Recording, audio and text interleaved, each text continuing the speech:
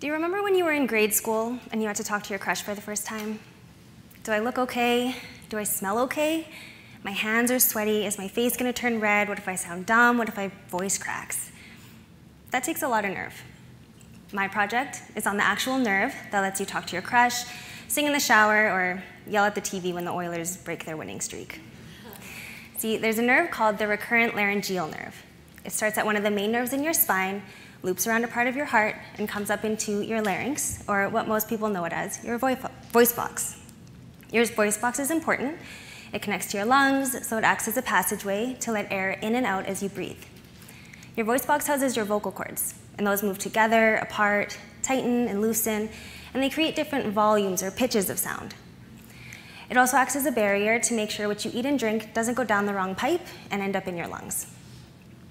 If this nerve is damaged, you can have trouble speaking, swallowing, or even breathing properly.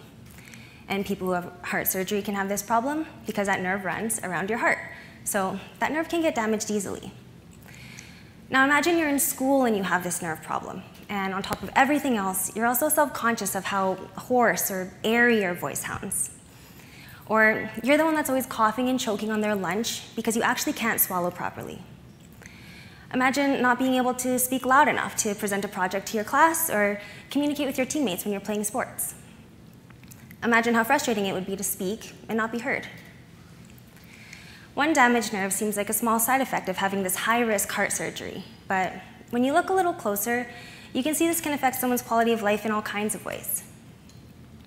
Now, there are some surgeries that can help this voice box nerve problem, but the most common options offered for kids are only temporary fixes.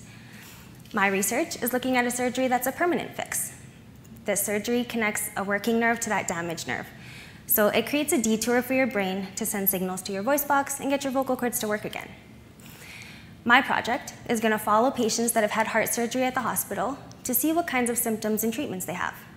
The goal is to see how common this nerve problem is, how big of an impact it has on kids' lives, and how this surgery can fix it long term. Growing up is hard. Talking to your crush, joining the basketball team, playing the saxophone, finding your style, finding your path, and finding your voice. Finding your voice and using your voice. We want to make sure kids can use their voice and that doctors and surgeons know the best way to make this happen. We already know, kids got a lot of nerves. Let's make sure they can use them. Thank you.